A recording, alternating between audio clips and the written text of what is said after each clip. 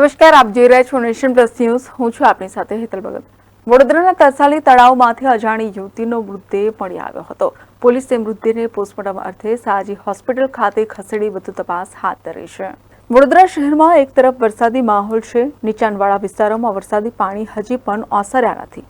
શહેરના જળાશયો તળાવો પણ છલોછલ પાણીથી ભરાયા છે. ત્યારે બીજી તરફ શહેરમાં ડૂબી જવાથી મોતની ઘટના સામે આવી રહી છે. થોડા દિવસો પૂર્વે વાડી વિસ્તારમાં આવેલા મહાદેવ તળાવમાં વિસર્જન કરવા ગયેલ એક યુવક ડૂબી જતા મોત નીપજ્યું હતું. ત્યારે શહેરના તરસાલી તળાવમાં રવિવારે મોડી રાત્રે એક અજાણી યુવતીનો મૃતદેહ દેખાયો હતો. સ્થાનિક રહીશોએ ફાયર વિભાગ અને પોલીસને જાણ કરી હતી.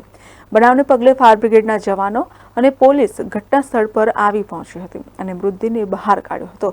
પોલીસે મૃતદેહને પોસ્ટમોર્ટમ અર્થે સાજી હોસ્પિટલ ખાતે ખસેડી વધુ તપાસ હાથ ધરી છે. Report nation plus news Vadodara. સમાચારોના સતત અપડેટ મેળવવા માટે અમારી નેશન પ્લસ ન્યૂઝની યુટ્યુબ ચેનલને સબસ્ક્રાઇબ કરો, બેલ આઇકન દબાવો અને જોડાયેલા રહો ફેસબુક, ઇન્સ્ટાગ્રામ અને ટ્વિટર પર.